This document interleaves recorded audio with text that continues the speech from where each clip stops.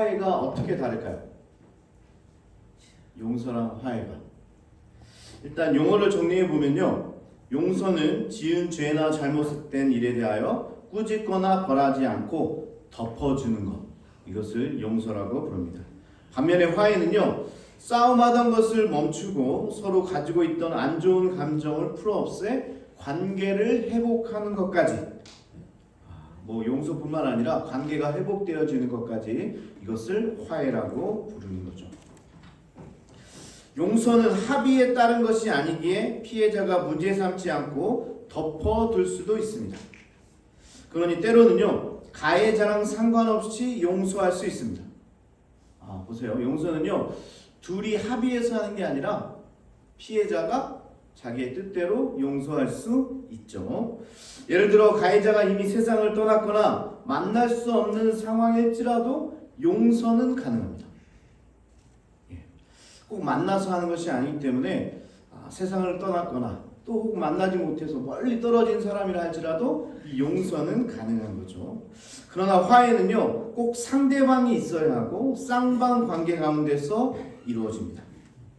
만약 돌아가신 아버님이 너무나 본인을 힘들게 했다면, 그리고 어렸을 때 학대를 당했다면 우리가 용서는 할 수 있되 화해는 할 수 없는 거죠.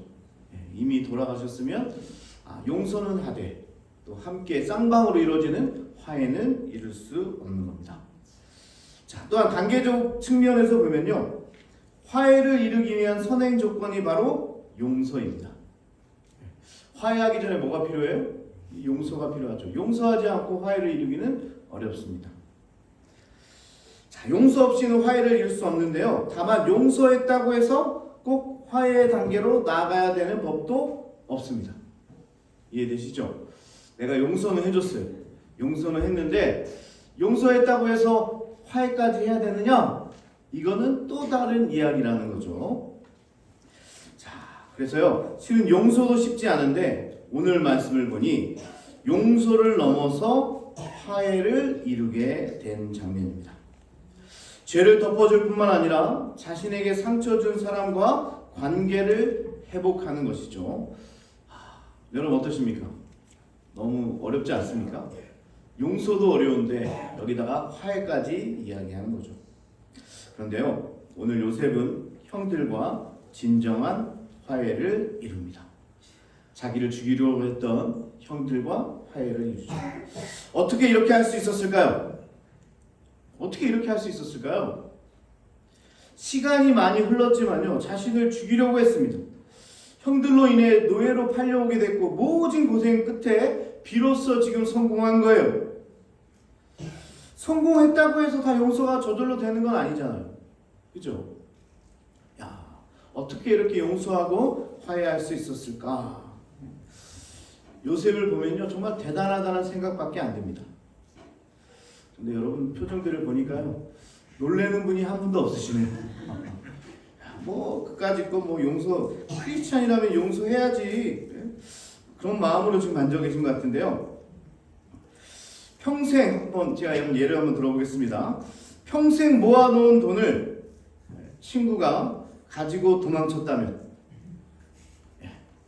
여러분이 정말 평생 일궈놓은 그 재물을 친구가 가지고 도망쳤다면 여러분 용서할 수 있습니까?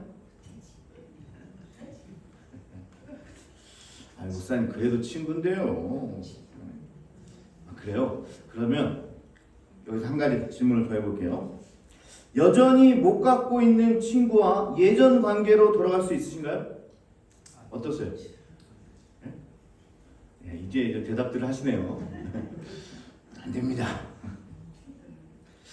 예전에 이제 상담을 하는데요, 제가 목회 상담을 또 공부했잖아요. 그래서 상담을 많이 해왔는데 한 자매가 지인에게 폭행을 당했습니다. 목사지만 차마 용서하라고 선뜻 말을 못하겠더라고요. 왜냐하면 이 피해자가, 이 자매가 그를 볼 때마다 여전히 두려움을 갖고 있었거든요. 가까운 사람에게 폭행을 당했기 때문에 그를 볼 때마다 이 두려움을 지니고 있었던 거죠. 자, 그런 가운데 제가 어떻게 용서를 넘어서 그와 화해해야 된다고 그 화해를 꺼낼 수 있었겠습니까? 아무리 목사라도 그런 말 하기가 어려운 거죠. 심리학에서도요, 1990년대까지 용서의 필요성에 무지했고요, 무관심했습니다. 이 심리 상담에서 용서를 다루지 않았어요. 정신 건강에 이 용서가 오히려 도움이 되지 않는다고 여겼습니다. 용서? 그거는 기독교에서나 하는 이야기야. 그런데요, 2000년대 들어서 일반 심리학에서도 이 용서를 다루기 시작합니다. 그러나 여전히 용서는 용서하는 사람의 정신 건강 향상에만 한정하고 있습니다. 이게 무슨 말이냐면, 피해자의 용서는 자신의 정신 건강을 위한 것이지 가해자와 관계 회복을 다루지 않는다는 겁니다. 이해되시죠? 이 피해자로서 용서함으로 나의 정신 건강을 더 향상시키기 위해서 용서하는 거지, 나 때문에 하는 거지, 그 가해자 때문에 용서해 준다는 것은 지금 일반 심리학에서도 지금 다루고 있지 않다는 거죠. 그러니까 더더욱 화해는 언급되지도 않습니다. 일반 심리학에서는요, 화해하라는 이야기를 하진 않아요.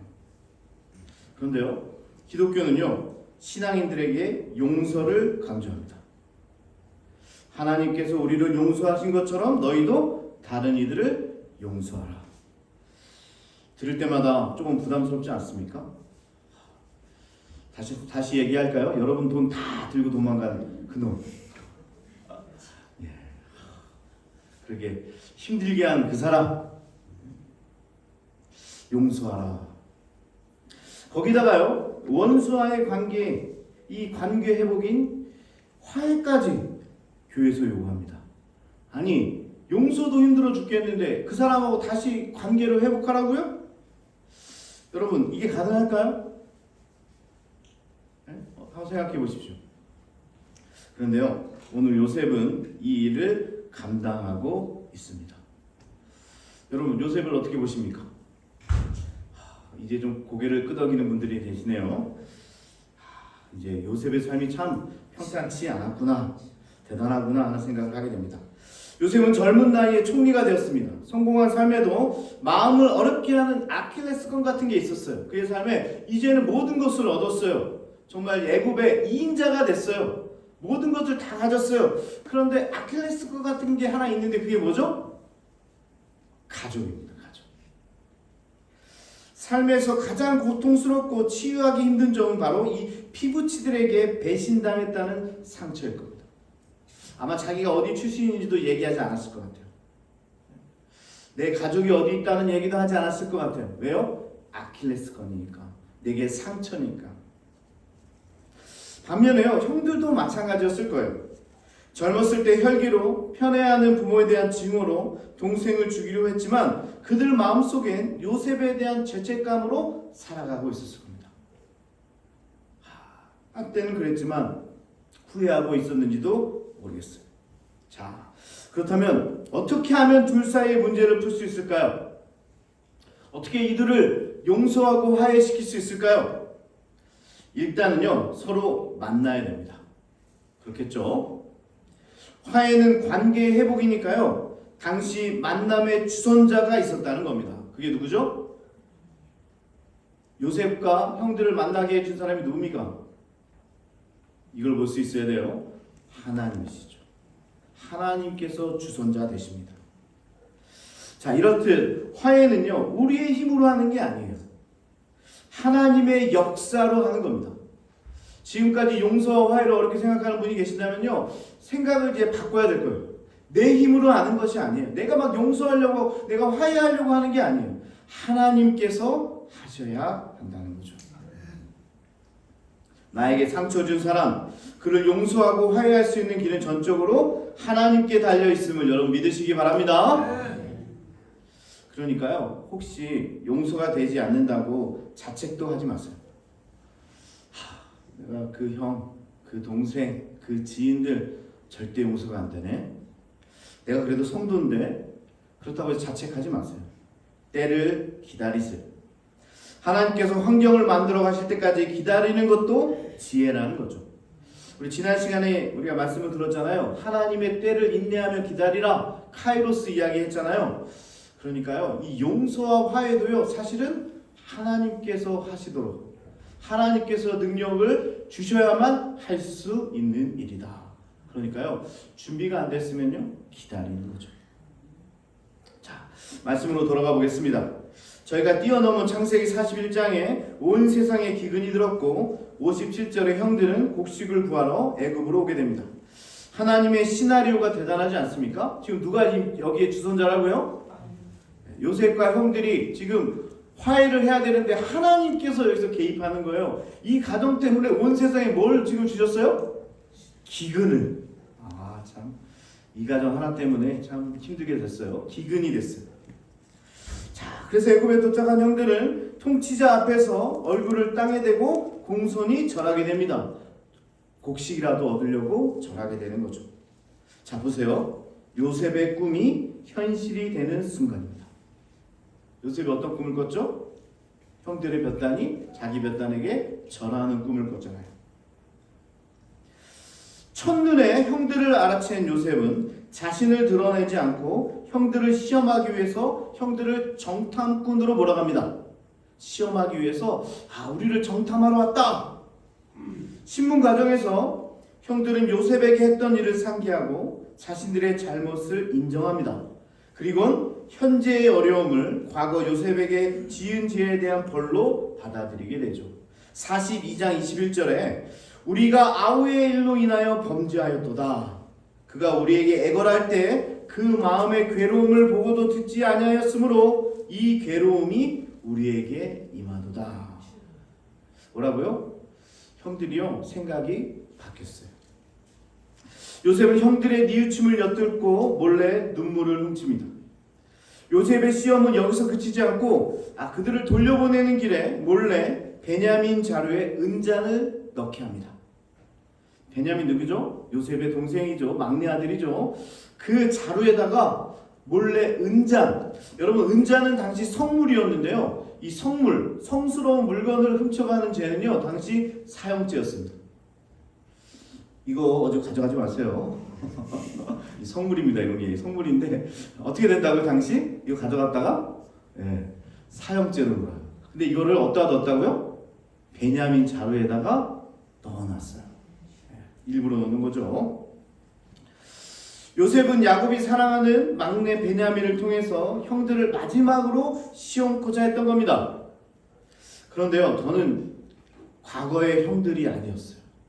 예전의 형들이 아니었어요. 베냐민이 얼마나 소중한 존재인지 강조하고 유다는 동생을 위해 자신이 대신 종이 되겠다고 요셉에게 애원을 합니다. 총리에게 애원을 하는 거죠. 대신 제가 죽겠습니다. 대신 제가 종이 되겠습니다. 변화된 모습을 확인한 요셉은요, 복받쳐 오르는 감정을 억제하지 못하고 신하들을 다 물러나게 한 다음에 형들에게 드디어 자신의 정체를 드러냅니다. 그게 바로 오늘 본문의 시작입니다. 제가 몇 장을 뛰어넘어서 여러분이 모르실까봐 좀 설명을 드린 거예요. 그래서 자기의 정체를 드러내는 장면이 오늘 말씀인데요. 이 시점이 바로 하나님이 계획한 형제간의 화해가 일어나는 순간입니다. 이거 요셉이 하고 싶다고 하는 게 아니에요. 하나님께서 만들어주신 거예요. 삼박자가 맞아떨어져야 되는데요. 먼저는 하나님의 계획이 있어야 되고요. 요셉과 형들 양쪽 모두 과거의 모습에서 벗어나야 되는 겁니다. 이게 다 맞아떨어져야만 화해가 가능한 거죠. 한쪽 변화로는 용서는 몰라도 화해는 절대 이룰 수가 없는 겁니다. 자, 오늘 화해가 이게 그냥 이루어지는 것이 아니라 어마어마한 사건인데요. 하나님의 계획이 있었고 그 다음에 형들의 변화가 있었고 요셉의 용서가 있어서 오늘 이 화해가 이루어지게 된 거죠.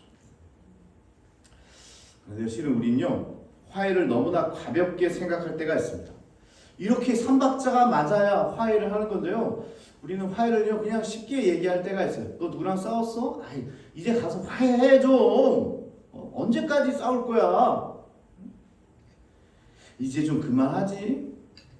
야, 너도 일정 부분 동기를 유발했잖아. 네가 그렇게 하니까 거기서 화낸 거 아니야? 때로는요, 하나님도 용서하라고 했잖아. 왜 아직까지 화해를 못해?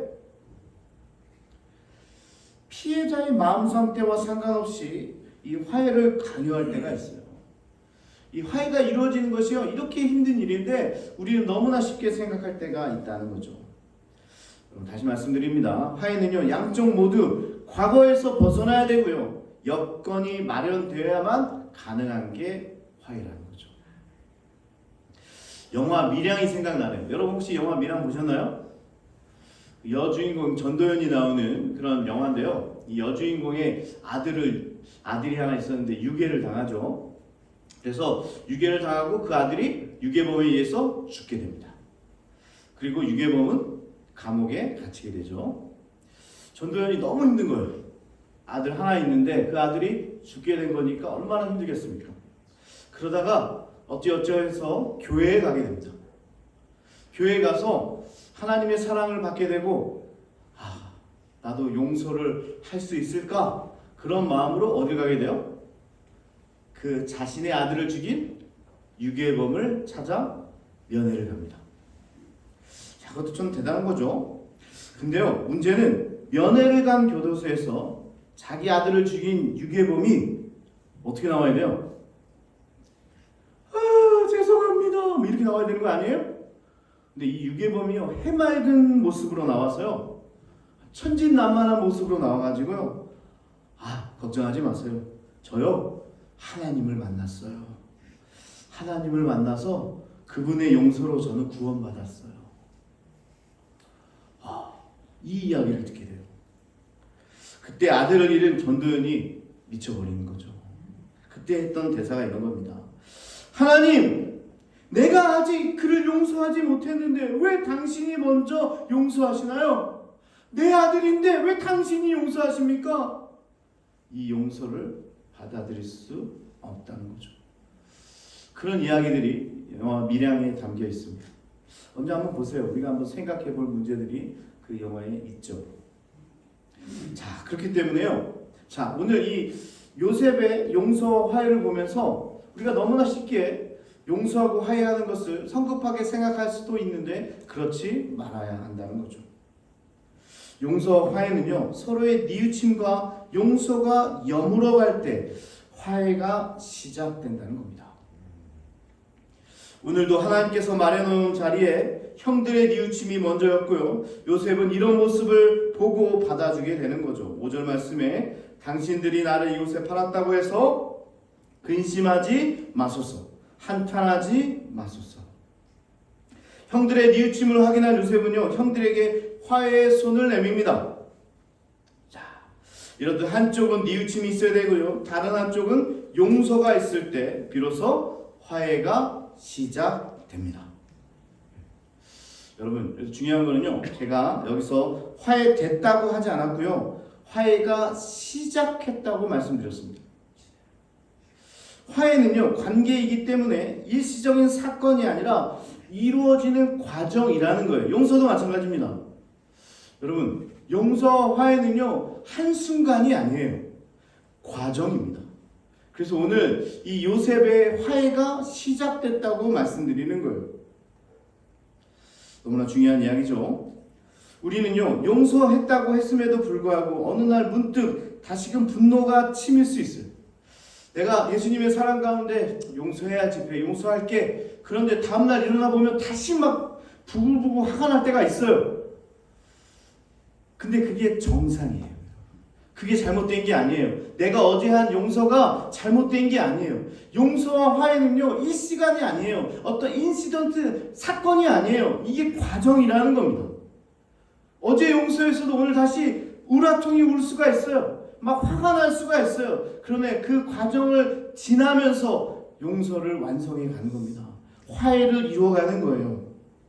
그러니까요, 오늘 말씀을 듣고 누굴 용서하겠다고 했는데 내일 아침에 일어나서 다시 화가 난다면 괜찮아요. 그래도 그렇게 하는 과정을 거치는 겁니다. 왜냐하면 이 모든 게 화해를 이루는 과정이기 때문에 그렇다. 자, 그러면서 이 화해 과정에 꼭 동반해야 되는 게 있습니다. 우리가 화해가 과정이라고 했잖아요. 그냥 한 사건이고 내가 뭐 결정한다고 되는 게 아니라 하나님께서 여건을 마련하시고 그 과정을 겪는 건데 여기에 꼭 필요한 게 하나가 있어요. 그게 뭔지 아십니까? 눈물이에요. 뭐가 필요하다고요? 눈물이 필요합니다. 눈물은요, 때론 100마디의 말보다 더 값진 게 바로 이 눈물입니다. 오늘 요셉을 보십시오. 그런 표현들이 곳곳에 나옵니다. 1절에 그 정을 억제하지 못하여 소리를 지르고, 2절에 큰 소리로 우니, 이런 극적인 표현들이 나와 있는 거죠. 15절에 요셉은 베냐민을 부둥켜 안고 울고 형들과도 입 맞추고 안고 울었다고 이야기합니다. 어떻게 했다고요? 안고 울었다. 형들의 뉘우침과 요셉의 용서는요, 서로 부둥켜 안고 울음으로써 과거의 상처가 더는 이들의 관계를 해치지 못하도록 만들었다는 점입니다. 과거의 아픔이 더 이상 이들의 관계를 해치지 못하도록 만들었다. 여러분, 과거의 사건이 여전히 현재의 삶을 지배하고 있다고 생각해 보십시오. 과거의 한 사건이요, 현재까지 영향을 미치고 있다고 생각해 보세요. 이 얼마나 억울합니까? 과거에 나를 힘들게 했던 사람이 현재의 나의 삶까지 찾아와서 부정적인 영향을 미치고 있다면 이 얼마나 비참한 일입니까? 여러분 그렇게 생각하지 않으세요? 30년 전에 나를 힘들게 했던 그 사람이, 그 사건이 여전히 30년이나 지났는데 여전히 지금 현재까지 내 삶을 힘들게 만든다면 이 얼마나 억울한 일입니까? 안 그러세요? 어렸을 때 나를 학대하던 사람이 있다고 합시다. 나를 힘들게 하던 사람이 있다고 합시다. 현재는 그 사람이 없어요. 이미 세상을 떠났는지도 몰라요. 하지만 학대받았던 그 경험으로 인해서, 그 후유증으로 인해서 현재도 내가 제대로 된 인간관계를 맺지 못한다면 이 얼마나 불행한 일입니까? 안 그래요? 그 사람은요, 30년 전에도 나를 힘들게 했는데 지금도 나를 힘들게 하고 있는 거 아닙니까? 아니 그 사람이 뭔데 과거에 나를 힘들게 했던 것만 해도 너무나 억울한데 현재의 삶까지 나를 와서 나를 이렇게 힘들게 어렵게 만드냐는 겁니다. 사랑하는 여러분, 오늘 과거의 아픔을 털어내기를 축복합니다. 과거의 것은 과거에 두시기 바랍니다. 과거를 털어낼 때 생기는 화학적 반응이 뭔지 아십니까? 조금 센스만 있으면 맞출 것 같은데, 과거를 털어낼 때 가장 나타나는 반응이 뭔지 아십니까? 이것 또한 눈물입니다. 눈물이에요. 눈물만큼 과거의 상처를 떠내려 보내기 쉬운 방법이 없습니다. 눈물이 있어야 과거를 과거대로 만듭니다. 요즘 들어서요, 심리학의 영향인지는 모르겠지만 자신의 현재 문제를 과거의 상처에서 기인한 것으로 치부하는 사람들이 굉장히 많습니다. 언젠가 한 권사님이 저를 찾아왔는데요, 딸이 이혼하고 우울증에 시달리는 이유가 권사님 자기 때문이라는 이야기 듣고 이분이 충격을 받았어요. 딸이 4살 때 엄마에게 이유 없이 맞았다는 거예요. 정작 권사님은요, 그런 일이 있었는지도 생각도 안 납니다. 근데 그 딸이 지금 와서 엄마 나 4살 때 그렇게 이유도 없이 때렸지? 나 그때 상처 때문에 지금 이렇게 우울증에 걸린 거야. 요즘 젊은이들은 기억도 좋아요. 기억력도 좋죠. 저는 사실 10살 때 기억도 안 납니다. 제게 문제가 있는지 모르겠는데요. 하여튼 어렸을 때, 즉 과거의 한 사건이 현재의 삶까지 지금 지배하고 있다는 거예요. 이 얼마나 불행한 일입니까? 제가 볼 때는요, 그 권사님은요 그렇게 학대할 분도 아닌 것 같은데, 모르겠지만 그분을 봤을 때는 그러지 않았을 것 같은데요. 그래서 제가 이렇게 상담해 주었습니다. 딸이 상처받았다고 하니까 가서 엄마로서 내가 미안하다. 그동안 얼마나 힘들었니? 부둥켜 안고 울어주라고 했습니다. 부둥켜 안고 그 딸과 함께 울라라고 이야기했어요. 얘야, 난 기억도 없단다. 이런 구차한 말 하지 말고요. 제발 가서 야, 내가 4살 때 네 이야기를 어떻게 지금도 야, 나 기억도 안 나. 이런 말 하지 말고요. 그러니 핑계 대지 말고 구차한 말 하지 말고 가서 그래, 그랬어. 미안하다. 내가 엄마로서 미안해. 안아주고 울어주라고 했어요. 정말 이럴 때 필요한 게 바로 눈물이라는 겁니다. 눈물. 여러분, 눈물은요, 과거를 그냥 과거로 흘려보내게 하는 최고의 능력입니다. 야, 과거가 현재를 침범하지 못하도록 만드는 능력이 바로 눈물에 있습니다. 이 귀한 능력을 여러분 사용하지 않겠습니까?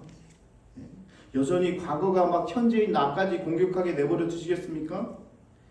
그냥 눈물로 흘려보내는 겁니다. 그걸 영어로 let it go라고 하잖아요.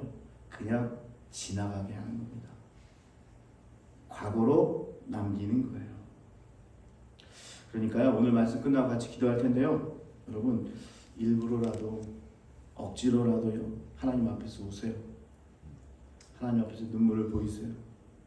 그러면요, 눈물과 함께 자신의 상처를 흘려보내시고 그 잘못한 놈도, 그 나쁜 놈도, 30년 전에 내 돈 떼먹은 놈도 그냥 다 떠나보내시기 바랍니다. 그 사람 위해서 하는 얘기 아니에요. 여러분들을 위해서 하는 말입니다. 여러분들의 삶을 위해서 하는 이야기예요. 과거를 자꾸 가져오지 마세요. 과거를 현재의 아픔까지 끌고 오지 마세요. 과거는요, 눈물로 떠나보내는 겁니다. 눈물과 함께 모든 상처를 흘려보내시기를 축복합니다. 눈물이 있어야 이 화해가 연결어가는 거예요. 하나님께서 분위기를 조성하고 뉘우침이 있고 용서가 있고 끌어안고 울 때, 눈물과 함께 있을 때 이 화해가 연결어 가는 겁니다. 마지막으로요, 화해의 완성은 우리의 시선을 돌려 하나님의 섭리를 바라볼 때입니다. 여러분, 우리의 인생의 각본을 쓰시는 분이 따로 있는 거 아시죠? 누구십니까? 우리의 인생의 시나리오 쓰고 계신 분 누구십니까? 여러분 원하는 대로 사는 거예요, 지금? 여러분들이 하고 싶은 대로 살아가시는 겁니까? 아니죠. 하나님께서 여러분의 인생을 쓰고 있습니다. 여러분 믿으십니까? 네. 여러분 믿으세요? 네. 요셉은요, 하나님의 섭리를 깨닫고 결국 형들과 화해했다는 거예요. 8절에 보니까요, 나를 이리로 보낸 자는, 이 애굽으로 보낸 자는 당신들이 아니요 하나님이시라. 와, 끌려왔잖아요. 죽을 거 상인에게 팔려왔잖아요. 감옥에 갇혔다가 간신히 총리가 됐잖아요. 근데 그거 누가 보냈어요? 당신들이 날 여기 보낸 것이 아니라 하나님께서 여기를 보냈습니다. 그래서 저는 뭐라고 표현합니까? 하나님께서 애굽에 유학 보냈다고 했잖아요. 요셉을 돈 한 푼 안 들이고 유학 보내서 공부시키고 당시 최고의 정치가들에게 이 정치를 배우고, 나를 이리로 보낸 자는 하나님이시다. 사실 요셉 삶의 핵심입니다. 여러분들 여기에 보내신 이는 하나님이십니다. 이 세상 역사는 하나님의 계획과 작정 가운데 진행된다는 것을 여러분 믿으시기 바랍니다. 애굽에 팔려온 후에 감옥살이까지 했던 그의 파란만장한 인생을 하나님께서 그들의 생명을 보존하기 위해 예비하신 조치였다는 거예요. 7절에 하나님이 큰 구원으로 당신들의 생명을 보존하고 당신들의 후손을 세상에 두시려고 나를 당신들 앞에 보내셨나이다. 이스라엘을 위해서 당신들 앞에 나를 보냈다. 당신들 앞서서 나를 보냈다. 요셉은 믿음으로 하나님의 역사를 보았고요. 더불어 자기 인생에 대한 새로운 해석을 하는 겁니다. 재해석을 하는 거예요. 내가 여기 있는 것이 왜였는지를 하나님의 관점으로 다시 보기 시작한 거예요. 여러분 왜 구골 땅에 시집 왔나요? 하나님의 섭리가 있으면 믿으시기 바랍니다. 지금 와보니까 하나님께서 나의 인생을 이렇게 이끌어 가셨구나. 하나님의 섭리를 믿는 요셉은요, 자신의 애굽행이 단순히 형들에 의한 것이 아니라 사실상 하나님에 의한 것이라고 고백합니다. 그런즉 나를 이리로 보낸 자는 당신들이 아니요 하나님이시라. 너무 멋지지 않습니까? 어떻게 이런 표현을 할 수 있을까요? 당신들이 아니라 하나님께서 나를 이끄셨다. 이 고백이야말로 믿음의 사람, 비전의 사람만이 할 수 있는 고백입니다. 이렇게 이야기해야 비전의 사람이 될 겁니다. 여러분 어떻습니까? 믿음이 있으면요, 나 힘들게 했던 사람까지도 용서하게 되고 더 나아가 화해를 이루게 될 겁니다. 절친이 있었습니다. 그들은 의기투 앞에서 미국에서 델리 가게를 하기로 작정했어요. 그래서 둘이서 열심히 돈을 모았어요. 때마침 대형 빌딩 지하에 작은 이 델리를, 이 매점을 할 수 있는 기회가 생겼어요. 이제 그곳에서 돈 벌 일만 남았어요. 야, 우리가 둘이 힘을 합쳐서 여기서 델리 가게를 하면 정말 잘 먹고 잘 살 거야. 우리가 여기까지 이민 온 보람이 있어. 자, 그러면서 이제 계약하기 바로 전에, 왜 그런 일들 항상 계약하기 바로 전날 일어날 거야. 좀 미리미리 일어나지. 준비 다 하고 계약하기 전에 항상 같이 있던 친구가 보이지 않는 거죠. 왜 연락이 안 되지? 그만 그 친구가 모든 돈을 들고 사라진 겁니다. 자, 여러분이라면 어떻게 하겠습니까? 평생의 꿈이 사라지는 순간입니다. 믿었던 친구에게 배신당했으니 얼마나 야속하겠습니까? 아마 밥이 넘어가지 않을 거고요. 도저히 용납할 수 없을 거예요. 그 자식 잡기만 해봐. 내가 가만히 두지 않겠어. 아마도 몇 번이고 세상을 끝낼 생각도 했답니다. 그렇게 세월이 흘러 간신히 다시 일을 시작하는데요. 그 대형 빌딩 월트레이드 센터가 9.11 때 무너집니다. 거기에 있던 사람은 죽습니다. 이렇게 된 것을 보고 그는 생각하죠. 여전히 자기 돈 떼먹고 간 친구는 생각만 하면 용서가 되지 않지만 그 친구를 보고 돈을 보는 게 아니라 그 마음에 하나님을 보는 거죠. 아하, 하나님께서 하신 일이구나. 나를 살리려고, 우리 가정을 살리려고, 우리 아들들을 살리려고. 그분의 계획 안에 자기의 삶이 있었음을 깨달을 때 그때 용서할 마음이 더불어 생기게 되는 거죠. 여러분, 이 하나님의 섭리를 바라볼 수 있어야 화해의 단계로 나갈 수 있습니다. 문제를 보는 게 아닙니다. 사람을 보는 게 아니에요. 돈때 간 놈, 그놈을 보면 안 돼요. 고난 가운데 오히려 하나님을 보는 겁니다. 문제 보고 사람 보면 우라통이 터져 살 수가 없습니다. 하나님을 보면 용서하게 되고 결국 원수까지도 사랑하는 힘이 여기서 생기게 되는 거죠. 말씀을 정리하겠습니다. 화해는요, 우리의 힘으로 하는 게 아닙니다. 용서는요, 우리의 힘으로 하는 게 아니라는 거예요. 먼저 하나님께서 마련해 놓은 자리가 있어야 되고요. 한쪽에선 뉘우침, 다른 한쪽에서는 용서가 있을 때 화해가 시작되고, 눈물이 화해를 숙성시키고 모든 일이 하나님의 섭리 안에 있음을 믿을 때 화해가 완성된다. 요셉도 그랬습니다. 자신을 죽이려고 했고 13년 동안 엄청난 고난을 겪었고 이 일만 생각하면 너무나 억울해서 절대 형들을 용서할 수 없었을 겁니다. 그런데요, 요셉은 그 가운데 눈을 들어 하나님의 섭리를 보았다는 겁니다. 이것이 바로 비전의 사람, 하나님이 함께하는 사람의 마인드입니다. 이게 하나님이 함께하는 사람의 생각입니다. 사람을 보면 용서가 되지 않는데요, 하나님께서 나를 더 좋게 만드시려고 이렇게 이끄신 것이라고 느끼면 내 삶의 모든 일이 이해가 되고 관계적인 상처도 극복될 수 있음을 여러분 믿으시기 바랍니다. 하나님을 바라보면요, 아하, 그랬구나, 아하, 나를 세우시려고 그랬구나, 이해가 되고, 하나님을 보면요, 그놈도 이해가 됩니다. 네. 오늘 이런 성숙한 그리스도인들이 되시기를 축복합니다. 같이 찬양하고 기도하는 시간 갖겠습니다. 여러분, 과거를 그냥 과거로 돌려보내는 최고의 길은 뭐라고 그랬어요? 바로 이 눈물이라고 그랬죠. 오늘 함께 기도할 텐데요, 얼마나 바보 같은 일입니까? 10년 전에 나를 힘들게 했던 사람이 지금도 내 삶을 파괴하고 있다고 생각해보세요. 10년 전에 내 돈 꼬간 것도 억울한데 그 사람이 지금까지 나를 찾아와서 나의 삶을 힘들게 하고 그 사람 생각만 하면 내 오장육부가 막 타들어가는 것 같고 그로 인해서 질병이 걸리고 그로 인해서 살지 못하고 그로 인해서 너무나 억울하게 산다면 그거 얼마나 바보 아닙니까? 그 10년 전 그 사람요, 그놈 지금 잘 지내고 있을지도 몰라요. 예? 그 사람은 잘 지내는데 왜 피해자인 나는 왜 억울하게 지금 이 10년 동안 살아갑니까? 이렇게 바보 같은 일이 어디 있어요? 과거를요 그냥 떠나보내야 돼요. 오히려 나를 위해서 용서하는 거예요. 그리고 하나님의 섭리를 바라보는 거예요. 하나님께서 왜 나에게 이런 어려움을 주셨는가? 하나님께서 요셉을 왜 애굽에 보내셨는가? 우리가 다 알고 있잖아요. 우리가 그렇게 하는 겁니다. 그렇게 떠나보내기 위해서 기도하면서 우는 거예요.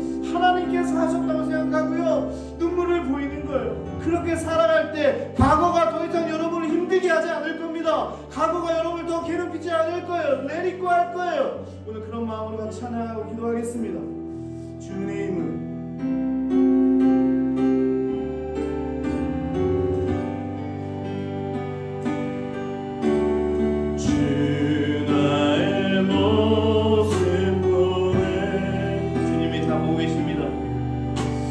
상한 나의 맘 보시네. 주님이 우리의 눈물을 알고 계신데요. 주 나의 눈물 안에 홀로 울던 맘 아시네. 주 사랑 내게 있네. 주 사랑 내게 있네. 그 사랑이 날 채우네. 주 은혜가 내게 있네. 은혜 내게 있네. 그대로 날 세우네. 세상 소망 다 사라져가도 주의 사랑이 끝이 없으니 살아가는 이 모든 순간이 주의 힘을 나는 세상 소망 다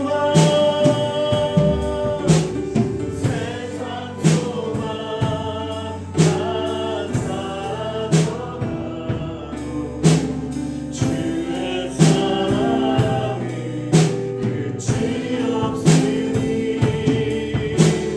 살아가는 이 모든 순간이 주의 힘을 우리 다시 한번 찬양하기 원합니다. 주 나의 모습을 보고 계십니다. 주 나의 모습 보네. 오늘도 상한 마음으로 울고 있는 여러분을 주님께서 보고 있습니다. 오늘도 나의 눈물을 보고 계십니다. 주 나의 눈물 안에 홀로 울던 맘 우리 다시 한번 찬양하기 원합니다. 주 나의 모습 보내. 주 나의 모습 보네. 상한 나의 맘 보시네. 주 나의 눈물 안에 홀로 울던 맘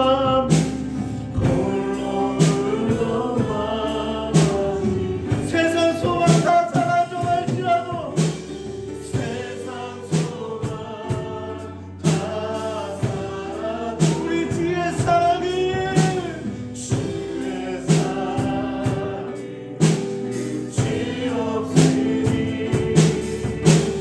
살아가는 이 모든 순간이 주의 우리가 그 목소리 전하기 원합니다. 세상 소망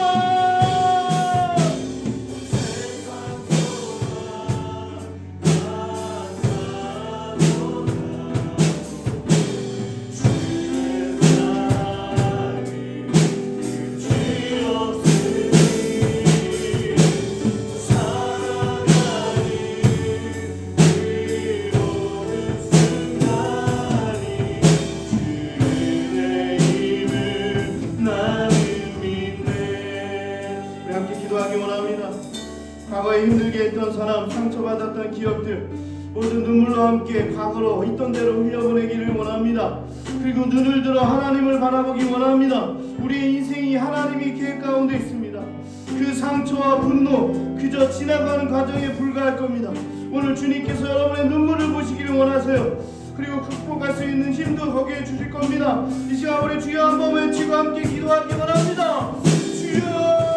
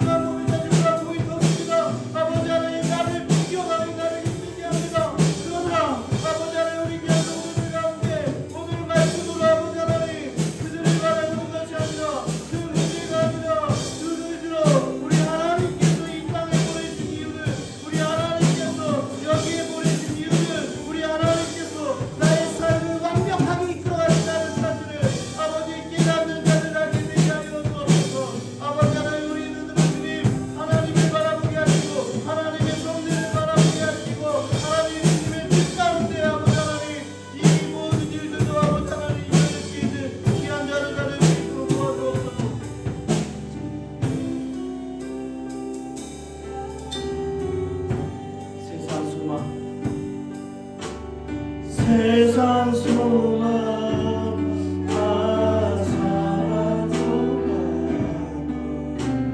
주의 사랑 끝이 없으니 살아가는 이 모든 순간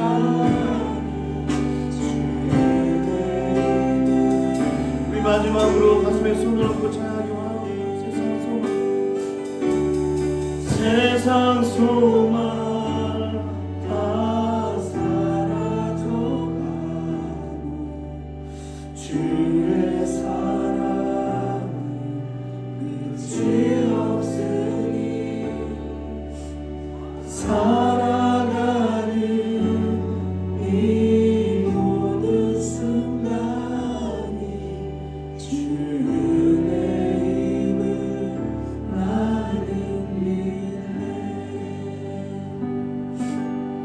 아버지 하나님, 그것만 생각하면 잠을 이루지 못하고 내가 당했던 상처만 바라보면 도저히 살 수 없습니다. 하나님 그때 어디 계셨습니까? 나에게 왜 이렇게 힘든 일을 주십니까? 그 모든 일도 오늘 말씀에 의하면 하나님의 섭리 가운데 있고 그를 용서할 힘도 주의 은혜 가운데 있다는 사실을 깨닫게 하여 주옵소서. 그 과거에서 벗어나기 원합니다. 우리 공동체가 그렇던 기억에서 벗어나기 원합니다. 아버지 하나님, 오히려 주님의 은혜를 기억하는 공동체 되게 하여 주옵소서. 그런 어려움이 있었지만 지금까지 인도해 주셨던 그 하나님의 사랑을 기억하는 공동체 되게 하여 주옵소서.